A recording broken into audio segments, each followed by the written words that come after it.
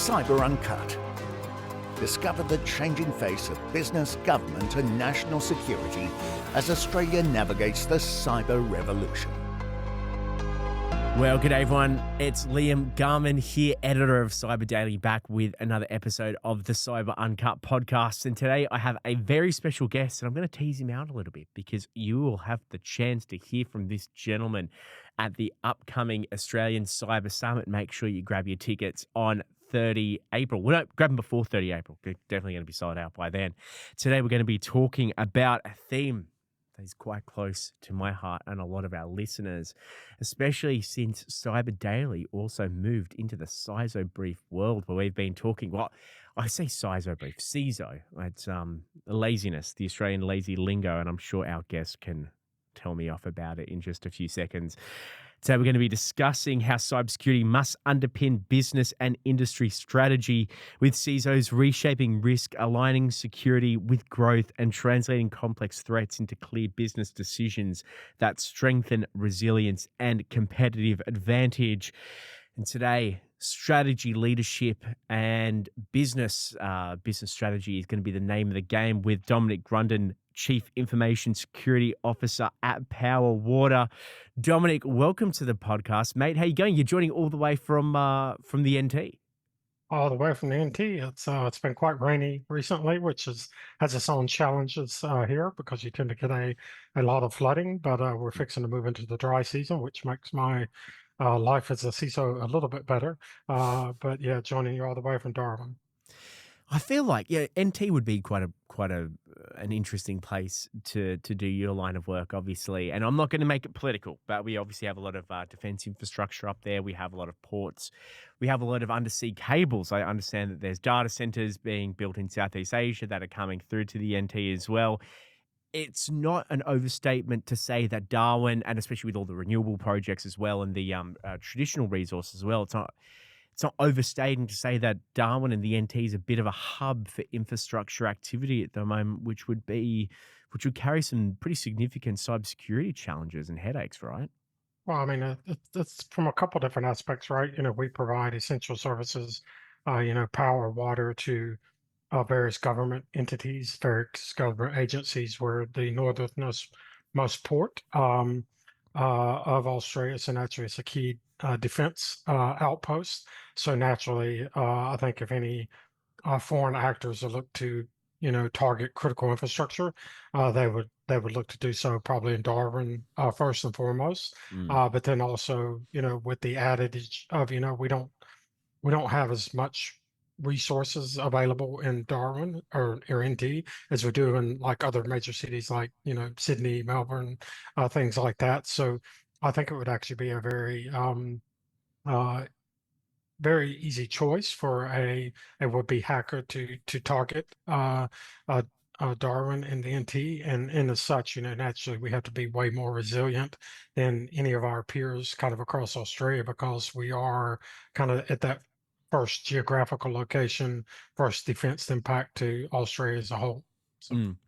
And with that, you'd be dealing right across a number of industries. But today, to start us off, Dominic, I'd love to get some insight, because one of the key audiences that we speak to at Cyber Daily, the CISO brief as well, but obviously the Australian Cyber Summit, which you'll be speaking at in just a few weeks, are business leaders. And what we're seeing more than ever is business leaders having to come to grips and actually having to understand why cybersecurity is so important to them in their day-to-day running of a business. And I think it's fair to say, you and I would know it very well. The adage that I always go to, Dominic, is imagine you're running a fish and chip shop and your FPOS machine, your card machine goes down. How many days do you think as a fish and chip shop owner would you be able to stay in business? And I think that when you talk about thousands and thousands and thousands of dollars in perishable goods and staff costs and rent and everything, I think there'd be a lot of businesses that might only be able to last a few days when that happens.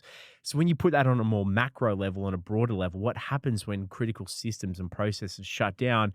There's going to be a lot of businesses that they're going to have to reframe what they do, and you have to term it in terms of money. But how do you and your colleagues in the CISO profession, I guess is a good way of putting it, How do you communicate to boards and business leaders about the importance of driving investment in cybersecurity? How do you frame it with them, and how do you kind of plead your case? Well, I think it's, naturally, I've been a CISO for almost 30 years. I think across 13 to 14 different countries, several industries, additionally also in the same industry I'm in today.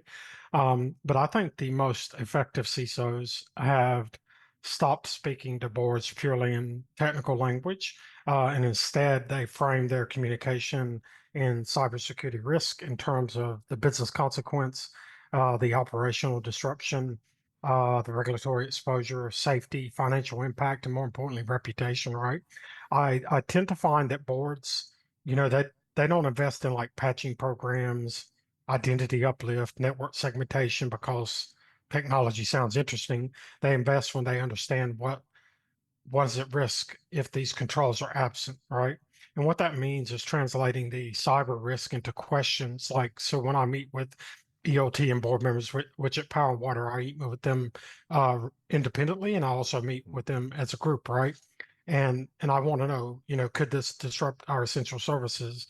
Could this affect safety? Could this create regulatory noncompliance? Could this materially affect trust, revenue, or strategic outcomes?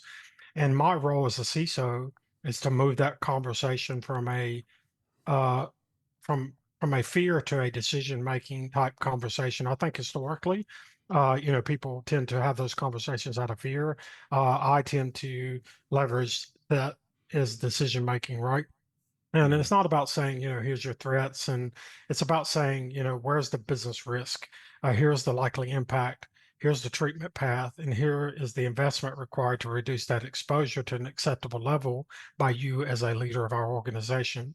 To me, that's how cyber starts to resonate with boards and how investment discussions become more strategic and less reactive. I always have an added saying, boards they don't fund technology problems, they fund business risk reduction. mm. I'd love to get some insight into the safety aspect because I've been doing this podcast for about 4 years now. Now, we've spoken about safety in as much as you look at other areas of critical infrastructure where you might have a workplace health and safety kind of wrap up at the end of the day.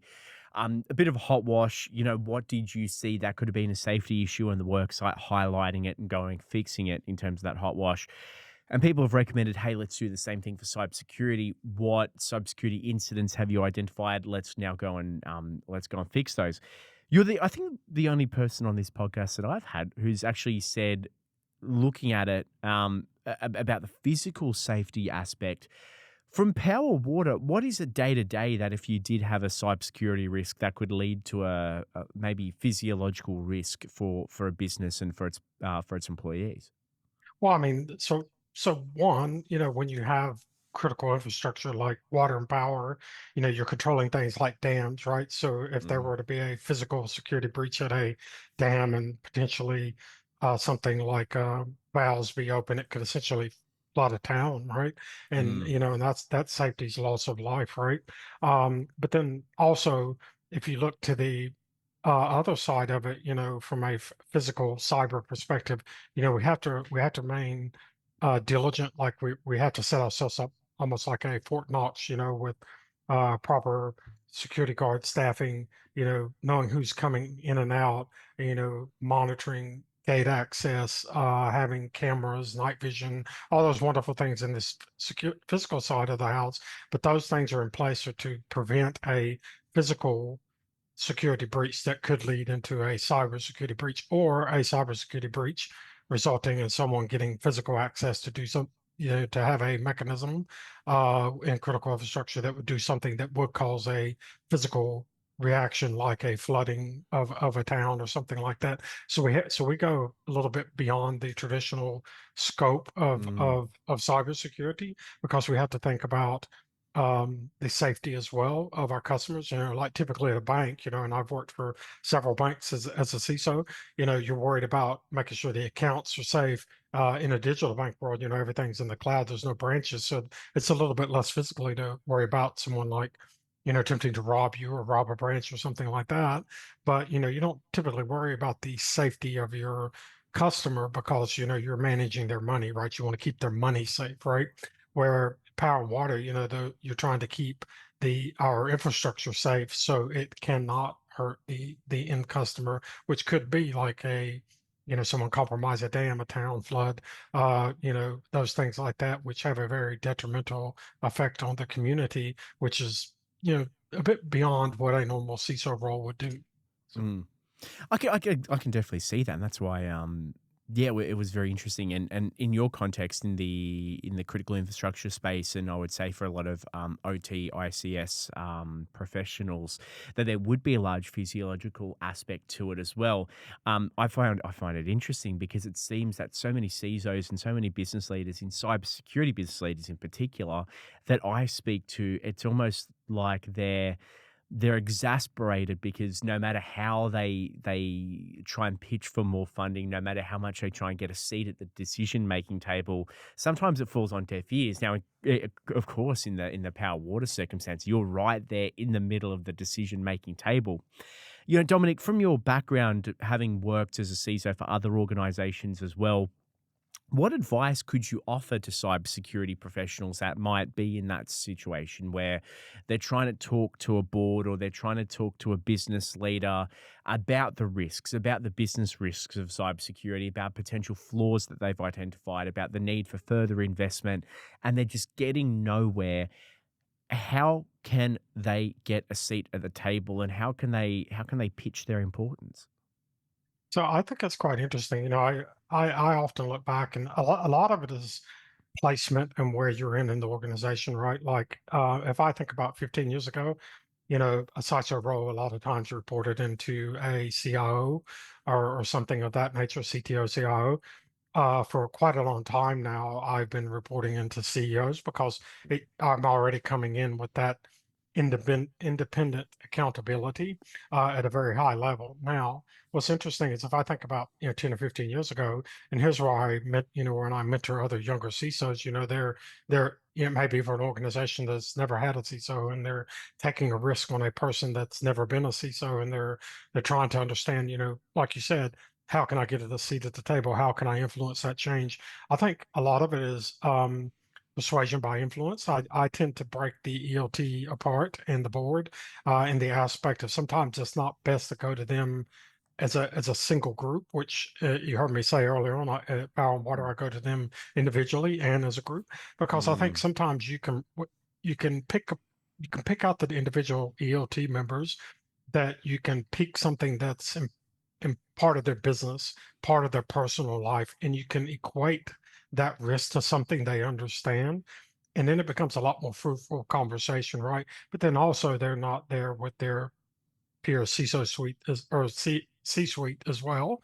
And in that you find those commonalities, you start making those alliances, right?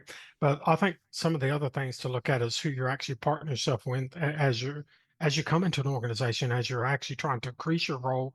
I often tell people a CISO and a chief risk officer need to be joined at the hip, right? That's one of your biggest allies within the organization because what you're doing is translating into satisfying or mitigating business risk. Your biggest mm, ally is going to be that risk officer, right? So I would say, have those open and candid conversations with your peers, but more importantly, have those separate meetings and find something that resonates with them. Like I've had board members that have been 85 years old and doesn't really understand technology, right? But yet their daughter had a new iPhone and someone got access to one of the programs that they were using or something like that. It was like a game. So mm, I used that to get across a point that I needed to make for getting additional funding for one of our applications. Without this, like putting a WAF in front of it, then we would potentially not have a web application firewall, which would expose our app to someone compromising it. So I equated that to his personal life when saying, when your granddaughter, when her phone got compromised, someone compromised that app. Would you necessarily want that app compromised within our business? Because ultimately we could be losing customers' money and things like that. So I think it's having those open conversations, but sometimes you can't just go straight in there and talk about security tech. You need mm. to go in and introduce yourself, explain to people where you came from, why you're there, but more importantly, find something, a hook in those conversations that you can equate to what you're doing that they've seen in their life. And I think that really resonates. And I've used that kind of time and time again. But then also, like I said, taking the individual approach along with the group approach is quite good. But one of the key things for any CISO is when you're trying to elevate your role, get that funding. A lot of that comes with trust, right? So I would advise, any new CISO, any CISO that's trying to progress themselves is to get those quick wins, right? Get that trust established within the organization, and that will ease part of that hesitancy to invest more at a strategic at a later date because you've already shown success, even if it's in a minimal level, right? That's a fantastic point of view. I'd love to get some insight. Now, clearly, you've been leading cybersecurity teams for quite a long time now. As a leader, what is the difference between an exceptional cybersecurity team and a run-of-the-mill cybersecurity team from a leadership point of view about how you structure it, how you go about building a culture for success? Well, it's building a culture for success. I think, you have to, it's interesting. I'll often tell I got all added saying here, and you have to bear with me. I often tell people, I take, six really good cyber people compared to 24 that's not so good, right? I mean, part of it is the talent, but we struggle. We struggle in Darwin. We struggle in NT. I think we struggle in Australia holistically, because there's other countries and other companies that offer a lot more lucrative packages for cybersecurity practitioners to come and work for them, right? So I think I think in that aspect, you have to be willing to have some level of risk in how you're building your organization. So I've done greenfields, complete white canvases, brownfields. I've came into large organizations like I was a group CISO at Allianz, and I managed 105 other CISOs. So I managed 105 of me all around the world. But I inherited I reckon people are giving you opinions quite frequently. absolutely. And, and with that, I got, I got about an organization that was 12 or 1300 strong, but I needed to move change and shift change within that organization. So I think where it comes down to, and when you're trying to have that better talent, you have to identify where certain behaviors, certain types of individuals are going to be successful and some aren't. I tend to, I mean, I've hired people that have spent 20 years in psychology and all of a sudden they want a different career path now. Well, there's a behavior element behind cybersecurity. So, I bring them into our organization and sometimes they make very good cyber professionals. But one of the biggest assets, I think, in creating a good culture is embedding the cybersecurity into the strategy of the organization, almost like almost into the DNA of the organization, right? And in a high performing cyber security team, whether it's talent or performing an organization, cyber isn't bolted on at the end of a project or treated as a compliance checkpoint. It's built into the way the organization plans, how it invests, how it designs, how it operates, and what that means from cybersecurity perspective is this, it's considered early in the business cases we write, right? It's considered a major transformation projects, uh, architecture decisions, third party arrangements, digital initiatives, operational change, resiliency planning. So what you might ask, what's that mean to me as a CISO? It also means to me as a CISO is participating in the strategic discussions about growth, service delivery, innovation, customer experience, operational risk, all right? And not just sitting by the sidelines and waiting to review a design after the fact. I think to really embrace that culture, you need to have um, cybersecurity champions within your organization. That they're aligned within the different BAUs, but you can actually pick certain individuals that have that thirst or drive to know more about cyber.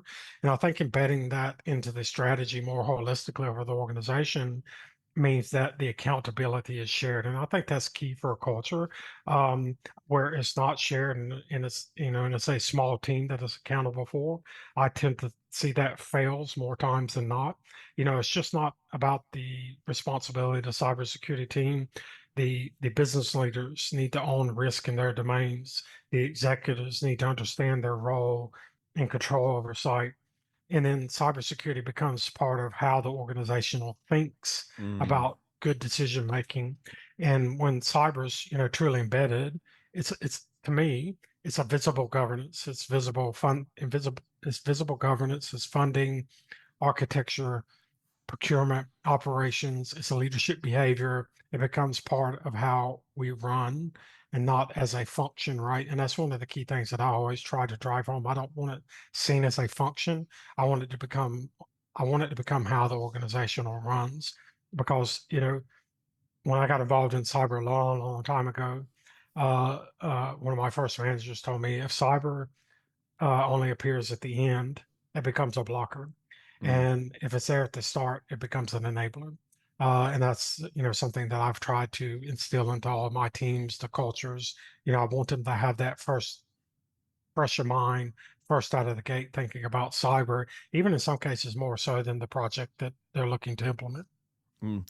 And you said one sentence there which I thought was absolutely fantastic. It becomes part of the way that they think, which ties into what you said right when we started this podcast about um, using your time to meet up with individual business or unit leads individually, so you can have and reading between the lines, it means that you can have a better reciprocal relationship. They know Mm. how you can support them, and they can support you, which, to what you said just then, means that cyber is embedded from day one of the strategy or the tactic or the theme, or whatever they're working on.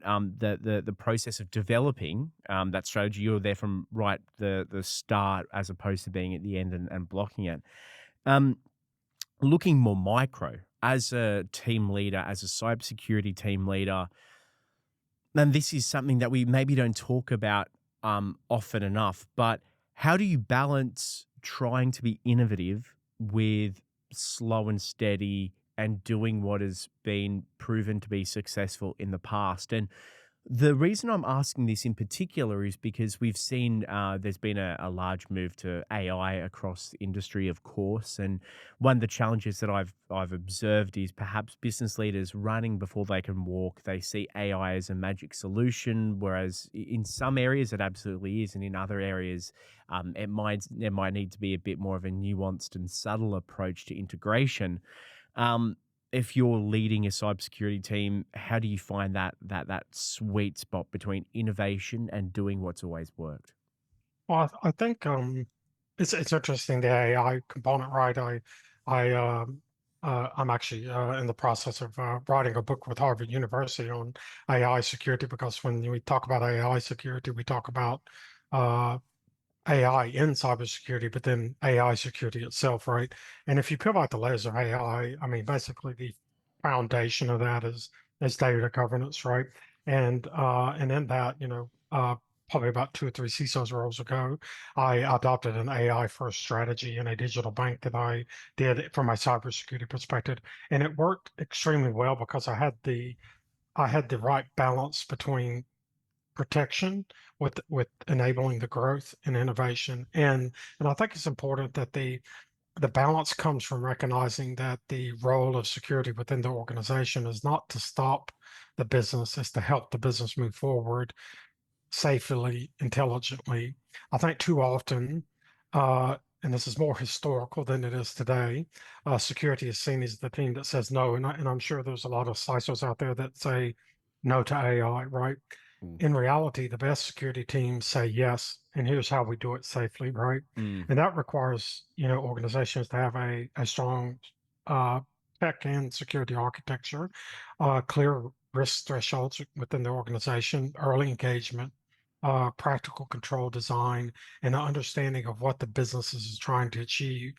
Um, to me, this is something that I instill in my security teams. We as a member of the security team, whether you're a leader or a member, need to understand that the commercial, the operational, and strategic context is not just the control framework, right? And balancing that protection with growth also requires proportionality, and not every risk needs the same level of response across the organization. So I think when I have very good high performing teams, they focus on effort where it matters the most and avoid creating friction where the risk doesn't justify it, right? And Mm. that's how security supports innovation while still protecting the organization's most critical assets and services. It's a very fine line. It's taken me quite a few CISO roles over the Mm. years to perfect it, but it is a very fine line. But you have to keep that balance, and that balance is not always going to be at equilibrium. Sometimes you're going to have to give more on one side than the other. But that's how I choose to balance enabling growth with innovation while also keeping the organization protected. How much longer do you have on the book? I think it comes out sometime late next year. I've written my chapter, but yeah, I got involved with that because I sit on a couple of NIST. Everyone Mm. knows NIST. NIST is creating their second version of the AI RMF, Mm. but then they're also trying to create this repository for because everybody. What's one of the biggest problems today is everybody's spinning up an AI company, right? And Yep. you don't know if that company actually has sound security practices, right? So you don't know if your guardrails are in place, right? So one of the things NIST is trying to do is create this repository of trusted companies and also trying to figure out what's a proper assessment of that look like, what's proper governance. So I've been sitting on some of those task force along with like Microsoft CISO back in the United States, the one out of Australia, which I think he recently left Australia as the Microsoft side. So there's quite a few of us that have been on this task force for some time, and part of the output of that was they were looking for a couple of people to help write the book. Mm. And one of the sections was data transformation around AI security and AI, but then also more importantly within financial institutions. And that was an area to where I had previously had very good successes as AI was just coming on to the market. There's a as a like if you Google my name, there's a AI first cybersecurity strategy in your digital bank. It's a nice read, but it's how I brought in an AI first cybersecurity approach to a digital bank. But that Mm. was kind of pre all the AI hype. So, that was about 4 years ago. So, Oh, that was before the AI hype, and I love yeah, your yeah, point about everyone seems to be an AI business nowadays, don't they? I yes. get as a journalist, I get so many press releases into my email inbox saying new AI solution for XYZ, and to be honest, most of the time it's kind of just machine learning. If we're gonna be if we're just gonna say, look, maybe a spectrum from machine learning all the way through to real AI. I mean, sometimes it's low down on the ML spectrum, which isn't a bad thing. It's not a bad thing, but where the challenges do arise is where you're using these things for marketing hooks without really thinking of the second, third, fourth order effects. And especially maybe if you do down that AI route, and especially from a cybersecurity perspective, and maybe people rip the open source code, start using it, and it's got internet facing parts to it, and you do inadvertently open up vulnerabilities for your business. That's the only reason I ask about AI, because it's Well, one of the interesting ones, like a lot of times you as a company may have several service providers. Well, they provide that service to multiple different businesses, right? But if they have AI running in their organization across whatever product or service they're providing to you, anyone with an admin access on the back end, if the right guardrails aren't in place, can have access to any data within any of those companies that would be utilizing that service, right? So there's a profound security risk to it. mm, One of the great things I love about how Power and Water approached it was we started out with a simplistic pilot together what would be accessing what, and naturally we built the guardrails in around the pilot, and then from there it could be adopted more mainstream. But we took it in a very staged approach. I think some of my other peers tend to flip, their organizations have flipped the switch and they've had to deal with the aftermath. But I think a lot of times, people don't think about like, my data is going into the SaaS service and they're using AI. What vulnerabilities within their world is that exposing me to? And that's where you can put some very sound security controls in place to prevent that. But you have to have that kind of forethought around the innovation aspect of how is that actually functioning in the background. What am I potentially exposing myself to? And And AI, unfortunately, is like, when cloud came around, there was all the cloud hype. You Oh know, yeah. everybody wants to get on it, but I do tend to find there's a lot of companies that are a bit of a false facade. I sat on a conversation about a year ago. A company was saying, "Oh, I got a 100% AI SOC," and it's like, great. I'd love to see how that works. But at the end of the day, they still had the analysts within the SOC, but they were using AI, right? It wasn't a complete 100% autonomous AI SOC, right? But a lot of companies are advertising those types of things. But when you peel back the layers, they're actually not. There's still the human element Mm, involved. Um, they're misrepresenting some stuff because ultimately, at the end of the day, the consumer on the other end is not going to necessarily know. But I think part of it's them trying to get their company in the best place to make the most profit and not really being concerned with how much impact am I actually making to my customers and how safe am I for my customers, right? So I think that's very challenging. I think, as we move forward, it'll be quite interesting. And I've worked for some very great chief AI officers over the years. One probably the most recent, David Hardoon. He's with Standard Charter now. He's their chief AI officer, brilliant AI guy. But him and I, we tackled AI and AI security together, right? Which is what those relationships should be. And I think in some organizations, those are very two siloed. mm, Those are two very siloed functions that don't mm. necessarily interact a lot. Mm. I'd love to get some insights, and maybe this is a little bit of a pivot to what we were talking about earlier in the podcast. But in terms of art of the persuasion, so we were talking before about how cybersecurity leaders can work with other department heads or business unit heads throughout a business to make sure that cybersecurity is considered from the immediate point at which a strategy is being developed to make sure that cybersecurity is a forethought rather than an afterthought. What's the art of persuasion regarding that? How do you go about communicating with different business leaders, different department leaders? How do you go about showcasing to them why cybersecurity is so important and why they should be taking cybersecurity seriously, especially for maybe some business leaders that have never really thought about cybersecurity in the past? I've learned over the years. I think the biggest failure uh, in CISOs or cybersecurity leaders, they often tend to communicate in a way that it makes sense to other security professionals or technology people, but not necessarily executives or someone who's never had to deal with cybersecurity. Mm, Executives, you have to kind of step into their shoes, and I often tell people sometimes to step into my shoes as well. Executives, they don't need a long list of vulnerabilities and threat indicators or technical control gaps without any context, right? They need clarity on what matters, why it matters, what decisions are required, and what are the consequences if these actions are delayed. In my group presentations to my peers or in ELT as well as the board, I address those questions in a very methodical way across any presentation that I give them, and they look for that consistency. But also at the end, they understand what decisions I need from them, right? And also what are the consequences if they don't make a decision. I think another common failure that we often mislook. Um, and some CISOs do it. I think we've all can say we've done this. Is presenting cyber risk as an isolated technology problem because of the way technology is integrated within the organization. And in reality, cyber risk is a business risk, right? It's an operational risk. It's a third party risk. It's a resiliency risk. It's a governance risk.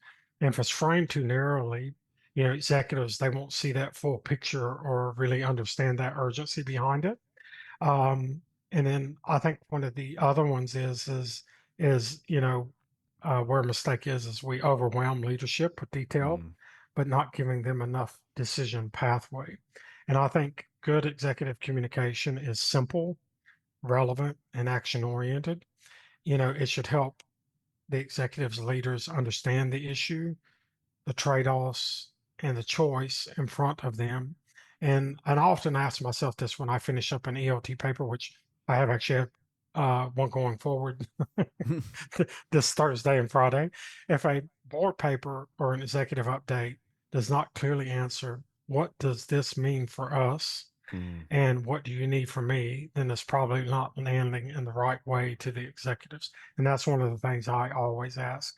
If they leave that meeting with not knowing the detail, or with knowing the detail, and you don't leave with the decision, the communications failed. Mm.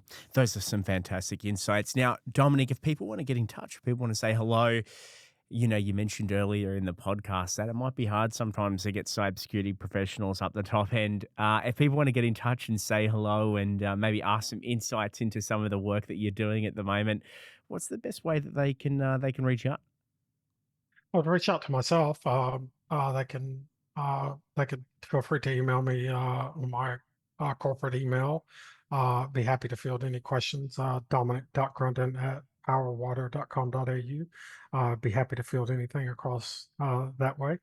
Not too keen on giving out my personal email address, but No, be that's happy very to share. reasonable.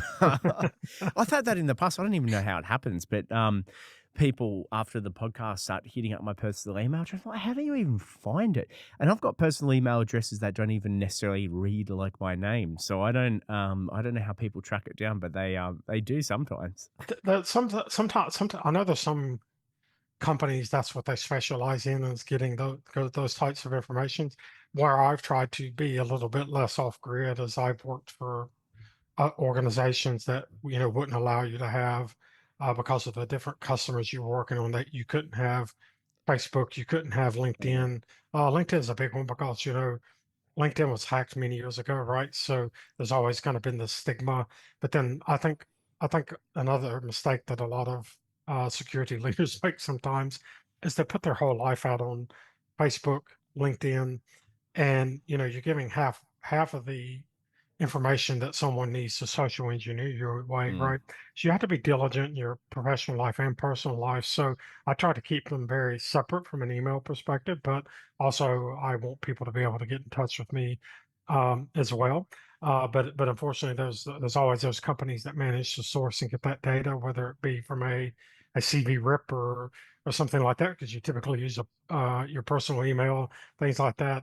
Those are just things to be kind of mindful. But we are moving into a world to where you know a lot of organizations now are creating basically I wouldn't call it a spoof, but it's basically a fake email that sits in front of your other email and it interacts, and it keeps you from having to give out the your real email address. And that definitely has some of its benefits, but it also has some of its drawbacks as well. So absolutely. On the LinkedIn note, you see it all the time where people brag about their security clearances on LinkedIn. It's like, what are you doing? That's kind of 101, isn't it? But I think that is all we have time for today on the Cyber Uncut podcast. If you do want to see Dominic in person, he's also at the Australian Cyber Summit on 30 April. So make sure you get your tickets to that or reach out to Dominic direct. I'm sure he'd be more than happy to have a chat with you. But that is all we have time for today on the Cyber Uncut podcast. And until next time, bye-bye.